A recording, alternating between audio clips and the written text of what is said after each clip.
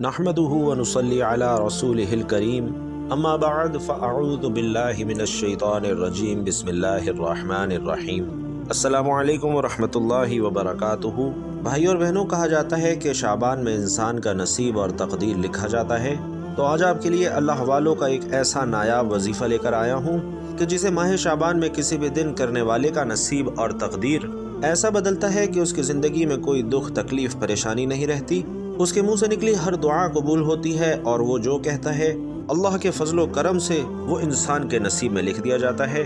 تو آپ میں سے ہر بھائی بہن یہ کوشش کرے کہ ماہ شعبان میں یہ ایک نایاب اور مختصر سا وظیفہ روزانہ اپنا کرنے کا معمول بنا لے، اور اگر کسی مصروفیت کی وجہ سے میرا کوئی بھائی بہن روزانہ نہ کر سکے تو کسی ایک دن فرصت نکال کر یہ وظیفہ ضرور کر لے، کیونکہ یہ وظیفہ کرنے والا انشاءاللہ بعد میں مجھے چولیاں اٹھا اٹھا کر دعائیں دے گا۔ تو بھائیوں اور بہنوں، ماہ شعبان کے پورے مہینے میں ایک ایسا نایاب وظیفہ لے کر آپ کی خدمت میں حاضر ہوا ہوں کہ جسے پڑھتے ہی انسان کی تقدیر بدل جاتی ہے۔ تو آئیے آج کے وظیفے کی جانب چلتے ہیں۔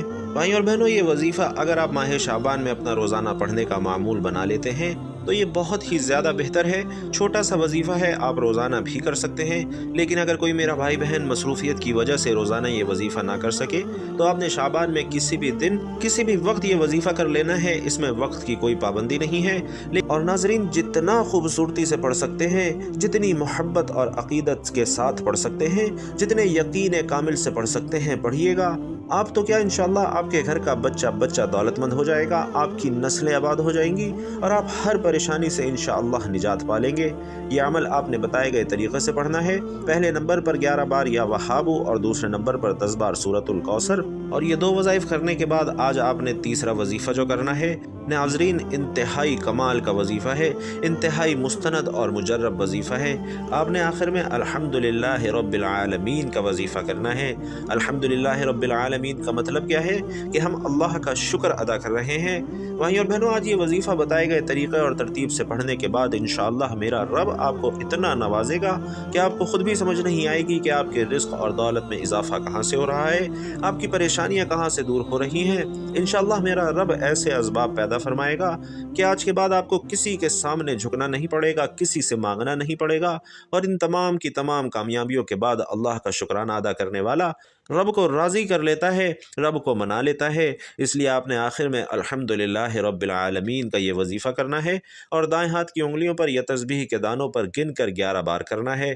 ناظرین، اللہ والے فرماتے ہیں کہ تو شکر کرتا ہے تو رب تیرے رزق میں، تیری دولت میں اضافہ کرتا ہے۔ تو چاہتا ہے کہ تیرے رزق میں کمی ہو جائے تو نہ شکری کر، راتوں رات غربت کا شکار ہو جائے گا۔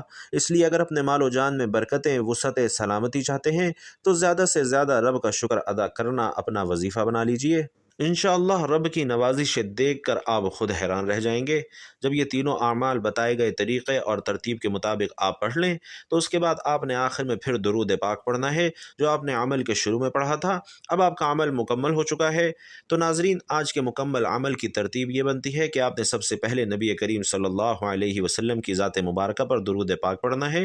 اس کے بعد اعوذ باللہ من الشیطان الرجیم بسم اللہ الرحمن الرحیم پڑھ کر وظیفے کا آغاز کرنا ہے، اور سب سے پہلے نمبر پر 11 بار یا وہابو کا وظیفہ کرنا ہے، دوسرے نمبر پر 10 بار سورۃ الکوثر کا وظیفہ کرنا ہے، تیسرے نمبر پر 11 بار الحمدللہ رب العالمین کا وظیفہ کرنا ہے، اور پھر آخر میں اتنی ہی مرتبہ درود پاک پڑھ لینا ہے جتنی مرتبہ آپ نے عمل کے شروع میں پڑھا تھا۔ ناظرین، انشاءاللہ یہ وظیفہ کرنے کے بعد اللہ آپ کی نسلوں کو بھی آباد کر دے گا۔